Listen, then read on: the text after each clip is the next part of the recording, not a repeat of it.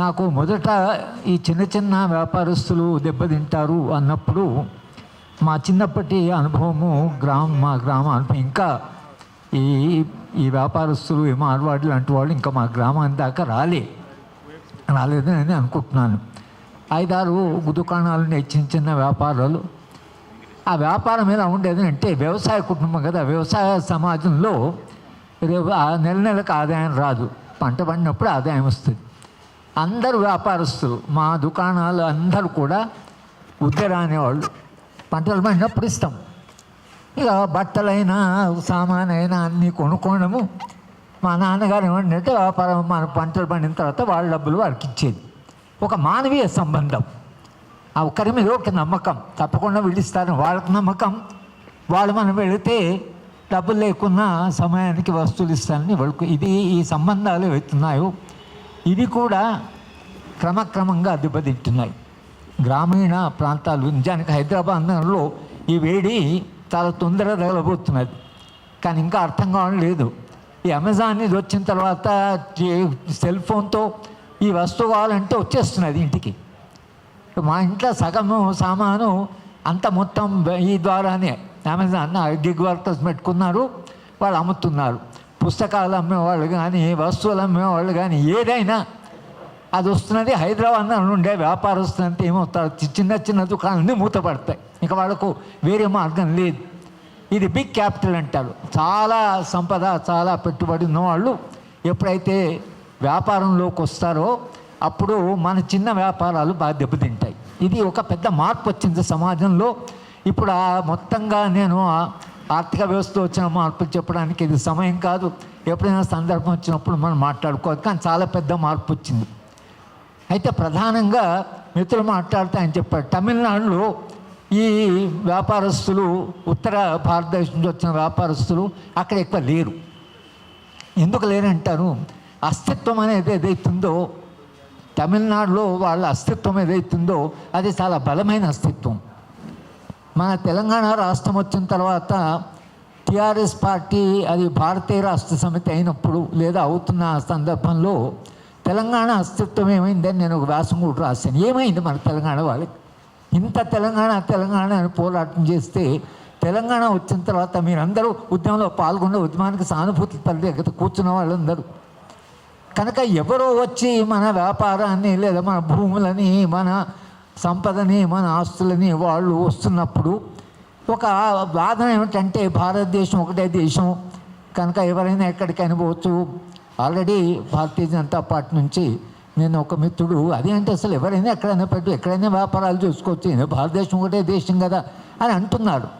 అది నిజమే, కానీ అందరి వ్యాపారస్తులు సమానంగా లేదు కదా, అందరికీ సమానమైన పెట్టుబడి లేదు కదా, అందరికీ సమానమైన రాజకీయమైనటువంటి మనకు ప్రభావం లేదు కదా. ఇది మనం లేకపోతే మీరు దేశం ఒక్కటే ఎక్కడైనా అంటే తెలంగాణ కొరకు ఎందుకు పోరాటం చేసినట్టు? దేశంలో తెలంగాణ భాగమే కదా, పక్కకు నాన్నపై తెలంగాణ మాట్లాడేవాళ్ళే కదా, వాళ్ళకు వ్యతిరేకంగా కూడా మనము లేదు మీరు చక్రం జరపడానికి వీలు లేదు, మీరు పోవాల్సిందే మా రాష్ట్రం మాది, మా పాలన మాది అని మనం పోరాటం చేసినాం కదా. మరి ఎందుకొరకు చేసినట్లు? దేశం ఒకటే అన్నప్పుడు తెలంగాణ ఒక దేశంలో భాగమైనప్పుడు ఒక ప్రాంతం, నేను వెనుకబడిన ప్రాంతాన్ని మా వెనుకబడితానానికి రాజ్యాధికారం కావాలి, ఒకవేళ మా వాళ్ళే అధికారంలోకి వస్తే మా ప్రాంతం బాగుపడుతుందనే దాని మీద కదా మనం పోరాటం చేసింది. అయినప్పుడు తెలంగాణ వెనుకబాటుతనకు పోరాటం జరిగితే తెలంగాణలో ఉండే వ్యాపారస్తులు, చిన్న చిన్న వ్యాపారస్తులు వాళ్ళు తెలంగాణలో భాగమే కదా. అట్లా కాస్త చిన్న వ్యాపారాలు చేస్తూ ఎవరైతే తమ కుటుంబాన్ని నడుపుకుంటున్నారో ఆ వ్యాపారస్తులు దెబ్బతింటే తెలంగాణ దెబ్బతింది అన్నప్పుడు, కింది వాడు దెబ్బతిన్నప్పుడు ఆ ఫీలింగ్ లేకపోతే అది చురుక మనకు తగలకపోతే ఎందుకు పోరాటం చేసినట్లు తెలంగాణ కొరకు? అంటే అస్తిత్వం అనేది కేవలం ఏదో తెలంగాణ రాష్ట్రం కావడమే కాదు, తెలంగాణలో ఉండే అన్ని వర్గాలు, అన్ని రకాల వాళ్ళే వెళుతున్నారు, అందరికీ ఒక భద్రత, అందరికీ ఒక మెరుగైన జీవితం అని కదా, మనుషులు కదా అంతిమంగా కౌంట్ అయ్యేది. మన వ్యాపారాలు దెబ్బతింటున్నప్పుడు, మన వ్యాపారాలు ఇక నడుస్తాయిలోనే పెద్ద పెట్టుబడి మన రాష్ట్రానికి వచ్చినప్పుడు మరి ఈ వ్యాపారస్తుల సంగతి ఏమిటి? మన భవిష్యత్తు ఏమిటి? ఈ వ్యాపారాలు పోతే మనం ఏం చేసుకోవాలి? మన తరతరాలుగా ఇదే వ్యాపారం చేస్తున్నాం. మా ఊళ్ళో 5-6 షాప్స్ ఉన్నాయి. వాడు పిల్లలు రామలింగం అని మా క్లాస్మేట్ ఉండేవాడు. ఆయన హై స్కూలు ఇంకా పూర్తిగా కాకముందే తండ్రి నేను బాగానే చదువుతున్నాడు మీ అబ్బాయి అంటే, మాకెందుకయ్యా చదువు, మా వ్యాపారం చేసుకుంటే వాడు మా వ్యాపారం కోసం వ్యాపారం తీసుకుపోయాడు అబ్బాయిని. ఇంకా వేరే ఉద్యోగాలు కూడా రాలే చాలామంది. తమ పిల్లలు తమ వ్యాపారం చేసుకుంటారని వ్యాపారంలోకి తీసుకెళ్ళారు. ఇవాళ పరిస్థితి ఏమవుతుందంటే, మన దుకాణము మన వ్యాపారం నడుస్తుందా నడవదా, ఈ అశ్రద్ధ వచ్చింది. నేను ఆ మధ్యన ఔరంగాబాద్ వెళ్తుంటే ఒక ట్రైన్లో ఒక వ్యాపారస్తుడు నా పక్కకు కూర్చున్నాడు. చిన్న వ్యాపారమే. అంటే మీ వ్యాపారం ఎట్లా నడుస్తుంది అని అడిగాను. అంటే ఆయన చాలా విచిత్రంగా చెప్పాడు. సార్, ఈ లక్ష్మి అని ఉన్నది కదా, చెప్పుల చిత్రాలు సార్, ఆమె ఎవరి దగ్గర ఉంటుందో, ఎక్కడ పోతుందో, ఎంతకాలం మా ఇంట్లో ఉంటుందో తెలియదు. మీది సరస్వతి, ఆమె మీ దగ్గర ఉందంటే మీకు ఈ జీవితం అంతా జ్ఞానం ఉంటుంది. మాది అట్లా కాదు. మా బతికట్లా అంటే ఎప్పుడు నడుస్తుందో, ఎప్పుడు ఏమవుతుందో, లాభం వస్తుందో, నష్టం వస్తుందో, నడుస్తుందో నడవదో, ఈ అస్థిరత. అంటే ఈ దుకాణం నడుస్తుందా లేదా, ఈ వ్యాపారం నడుస్తుందా లేదా అని ఒక అస్థిరత వచ్చింది. అది ఇప్పుడు వాళ్ళ మొదటిసారిగా మీరందరూ కలిసి ఇది ఏదైనా మనం చేయాలి, లేకపోతే మన భవిష్యత్తు ఏమిటనే ఆందోళన మిమ్మల్ని నన్ను ఇక్కడ తీసుకొచ్చింది. మిత్రులందరూ కలిసి దీని గురించి తప్పకుండా, ఎందుకంటే వ్యాపారంలో ట్రేడింగ్లో చాలామంది ఉన్నారు. ఎందుకంటే ప్రతి గ్రామంలో 5-6 కుటుంబాలు ఉన్నా కూడా మొత్తం తెలంగాణలో వ్యాపారస్తుల సంఖ్య లక్షల్లో ఉంటుంది. వీళ్ళు దెబ్బతిన్నారు అనుకోండి, ఎక్కడ పోవాలి వీళ్ళు, ఈ ప్రశ్న వస్తున్నది. మార్వాడీలు అని కాదు, ఆ ఉత్తర భారతదేశం నుంచి వచ్చే మార్వాడీలకి ఏదైతుందో వాళ్ళు ఒక భావజాలంతో వస్తారు. వాళ్ళకు లాభాలు ఎట్లా చేసుకోవాలని తెలుసు, వాళ్ళ రాజకీయ నాయకులను ఎట్లా నడపాలని తెలుసు, ఆ పిన్న డిపార్ట్మెంట్లను ఎట్లా ప్రభావం వాళ్ళకి తెలుసు. చాలా కిటుకులు వాళ్ళు, ఎందుకంటే చాలా కాలంగా వ్యాపారాలు చేస్తున్నారు. వ్యాపారాలు చేస్తూ వాళ్ళకి మొత్తం కిటుకులు తెలుసు. మన వ్యాపారం అంటే చాలా సింపుల్. మనం వ్యాపారం పెట్టుకున్నామా, మనకు వచ్చే కాస్త లాభంతో కుటుంబం నడుస్తున్నది. కానీ గ్రామంలో ఉండేటువంటి సంబంధాలన్నీ మారిపోయాయి. ఇప్పుడు పట్టణం షాద్నగర్లో ఈ మార్వాడి కూడా చాలా, మేము చిన్నప్పుడు కాదు మాకన్నా ముందు తరం నుంచి వచ్చారు. ఇవాళ మా గ్రామస్తులు కొందరు వచ్చారు. వస్తే మార్వాడీలు అయితే మన షాద్నగర్లో చాలంటే వాళ్ళు అన్న ఆ వ్యాపారస్తులు వేరే, ఈ వ్యాపారస్తులు వేరే. అప్పుడు ఆ వ్యాపారస్తులు కొన్ని విలువలు కొంత ఉండేది. అబ్బో ఇప్పుడు వచ్చిన వాళ్ళు ఆ కొత్త తరం ఏదైతుందో చాలా కష్టమైన తరం అని చెప్తున్నారు. వీళ్ళు అట్లా కాదు, పాత తరంలా కాదు.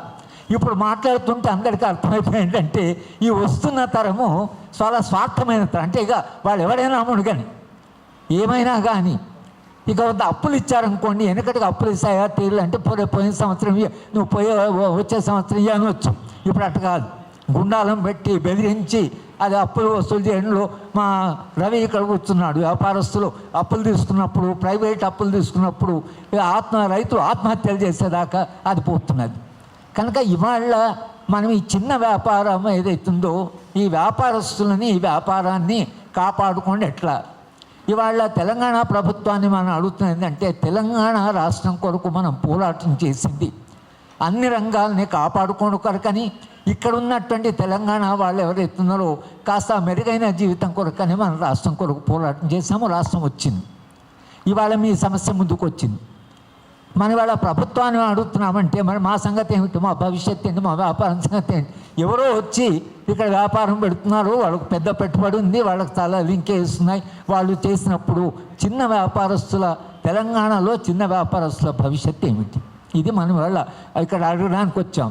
ఈ వ్యాపారాన్ని కాపాడతారా లేదా, స్థానికులు ఏ వ్యాపారం చేస్తున్నారో ఆ స్థానికుల వ్యాపారాన్ని వాళ్ళని కాపాడతారా లేదా, రాజ్యము లేకపోతే స్టేట్ ప్రభుత్వాలు ఏవైతున్నాయో అవి ఇప్పుడు ఏం పాత్ర నిర్వహించాలనేది పరిష్కార మార్గం. పరిష్కార మార్గం ఏంటంటే, ఈ వ్యాపారస్తులు ఎవరైతే ఈ ప్రాంత వ్యాపారస్తున్నారో వాళ్ళని రక్షించడం ఎట్లా, ఆ వ్యాపారాన్ని కాపాడడం ఎట్లా. మీరు జిఎస్టీ తీసుకొచ్చారు, జిఎస్టీ వల్ల ఏమైంది, అది సెంటర్కి వెళ్ళిపోయింది. వాడు అక్కడి నుంచి వేస్తాడు. ఇక్కడ ఉంటే మన రాష్ట్ర ప్రభుత్వంతో ఒకవేళ ట్యాక్స్ లెక్కేస్తే ఇది చాలా కష్టమైన పోరాటం చేయవచ్చు. ఇప్పుడు అది పెద్ద పోరాటం, అది దేశవ్యాప్తంగా పోరాటం. అంటే మొత్తంగా అధికారం అంతా కేవలం సెంట్రలైజ్ అయిపోయింది. ఇక్కడ రాష్ట్ర స్థాయిలో నిర్ణయాలు తీసుకునే అధికారమే తగ్గిపోయింది. అయినా మనం ఇవాళ వెనుకబడిన ప్రాంతంలో ఉండేటువంటి వ్యాపారస్తులు కానీ, మీరెందుకు ఒక వ్యాపారమే కాదు, మన చేతి పరిశ్రమలు ఏమయ్యాయి, మా గ్రామంలో ఉండే చేనేతి పనుల వాళ్ళు ఏమయ్యారు, నూనె తీసే వాళ్ళు ఏమయ్యారు, అసలు కుమ్మరి వాళ్ళు ఏమయ్యారు? ప్లాస్టిక్ వచ్చిందే కుమ్మరి వాళ్ళు అందరూ కూలిపోయారు. ఇక చేనేత కార్మిక సమస్య అయితే మాకు చెప్పడానికి వీళ్ళు ఎన్ని ఆత్మహత్యలు జరిగాయి. ఒక్క రంగం కాదు, అన్ని రంగాల్లో ఒక పెద్ద సంక్షోభం వచ్చింది. దీనికి కారణాలు అవి అంతర్జాతీయంగా ఉన్నాయి, జాతీయంగా ఉన్నాయి, ఒక ఆర్థిక నమూనాలో ఉన్నాయి. కారణాలు ఎక్కడో ఉన్నాయి. కారణాలు ఏమైనా కూడా కింది నుంచి ఉద్యమం లేకపోతే మనం కాపాడుకోవడం సాధ్యం కాదు. మనము మన సమస్య ఉందని అడగకుండా తెలంగాణ ఉట్టుకెళ్ళాలి కదా, తెలంగాణ పోరాటం చేస్తే వచ్చింది కదా, కొందరైతే ప్రాణాలు ఇచ్చి కదా తెలంగాణ తీసుకొచ్చింది. ఇంత పోరాటం చేసి తెలంగాణ వచ్చిన తర్వాత 11-12 ఏళ్ల తర్వాత ఇక్కడ కూర్చొని మా వ్యాపారం భవిష్యత్తు ఏమిటి ఇప్పుడు అడగవలసి వచ్చింది. మనం తెలంగాణ వచ్చిన తర్వాత ఎందుకు ఈ రంగాల గురించి ఆలోచించలేదనే ప్రశ్న కూడా ఉంది. ఇవాళ మన ముందర సమస్య మనకు వచ్చింది కనుక ఇవాళ ఈ చర్చ ఏదైతుందో ఈ చర్చ చిన్న చిన్న వ్యాపారాలు చేసుకుంటున్న వాళ్ళు, వ్యాపారస్తులు, తెలంగాణ వ్యాపారస్తులు, వీళ్ళకి మీరు తెలంగాణ వచ్చిన తర్వాత మా భవిష్యత్తు ఏంటని అడిగేదాకా మేము మన నెట్టారు, మన బజార్లోకి లాగారు. ఆయన ఫ్రెండ్ ఒకటి అన్నాడు, హింస గురించి చెప్పాడు. హింస అంటే చంపుకుంటూ కొట్టుకునే కాదు. మన వ్యాపారం కూలిపోయింది అనుకోండి, మన వ్యాపారం దుకాణం మూసిపోయింది అనుకోండి, మనం అనుభవించే కష్టం, మన రోజు మన ఎట్లా రేపు పొద్దున ఎట్లా నిద్రలేని రాత్రి, పిల్లల చదువు ఎట్లా అని అది కూడా హింసనే. హింస అంటే చాలామంది ఏమంటారో కొట్టుకుంటూ తనుకుండు, అది కాదు. మనిషి జీవితము రేపు గడవడం ఎట్లా అని ఆందోళనతో నిద్ర లేకపోవడం కూడా హింసని. హింసను మనం అట్లా అర్థం చేసుకోకపోతే హింస మనకు అర్థం కాదు.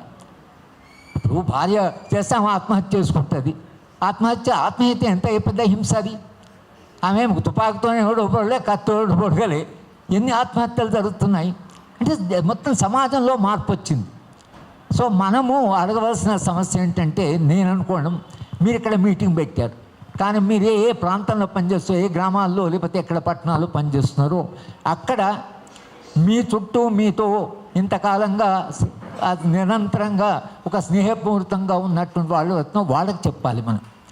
అది ఎక్కడి నుంచో కింది నుంచి మన వ్యాపారస్తులు ఇంతకాలంగా మా నమ్మకంతో ఉన్నాము, వాళ్ళ మీద మనకు నమ్మకం ఉంది, వాళ్ళ మీద మనకు ఈ నమ్మకము మ్యూచువల్ ట్రస్ట్ అంటాం. ఒకరి మీద ఒకరికి మీద విశ్వాసం, ఒక మానవీయ సంబంధం. ఆ ఊళ్ళో ఎవరైతే కుటుంబాలు ఉన్నాయో, వ్యాపార కుటుంబాలు, వాళ్ళందరితో మాకు చాలా స్నేహంగా ఉండేది. పోతే వచ్చిన పంటలు అనేవాళ్ళు, అదే మా అమ్మనేమో వారే చక్కెర తీసుకురాపో అంటే పోయేది. చక్కెర తీసుకున్నాక మా అమ్మ అదే డబ్బులు తర్వాత ఇస్తామని చెప్పంటే డబ్బుల తర్వాత సరే రేపు ఇత్తురు కానీ వచ్చినప్పుడు ఇత్తురు కానీ.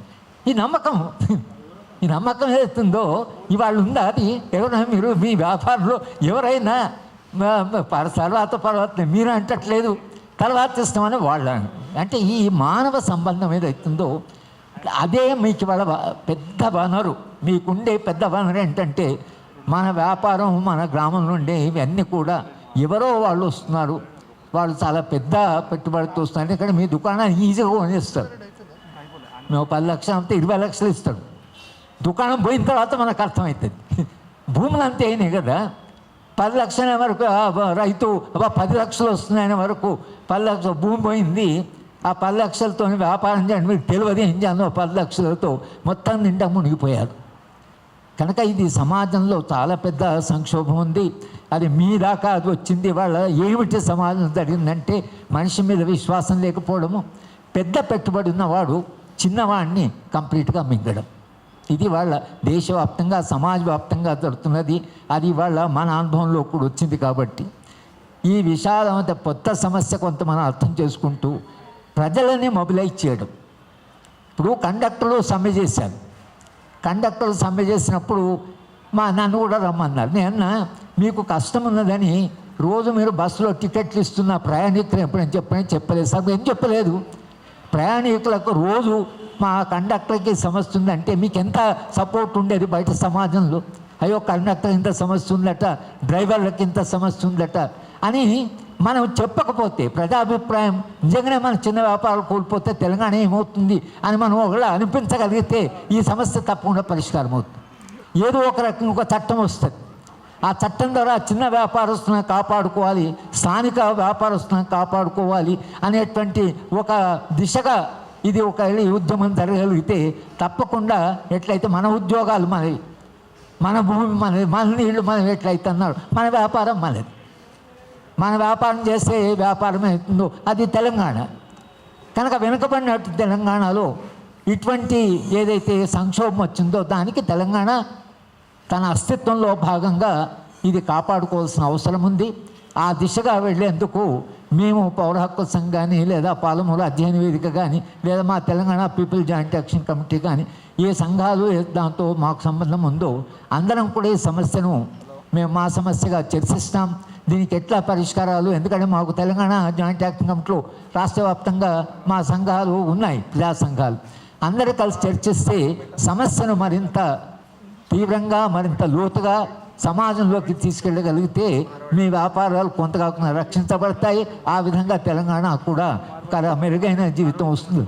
మేమందరం ఆశించే తెలంగాణ కొరకు పోరాటం చేశాం. మీరు వాళ్ళ హైదరాబాద్లో మీటింగ్ పెట్టడం నిజంగా నాకు చాలా సంతోషంగా ఉంది.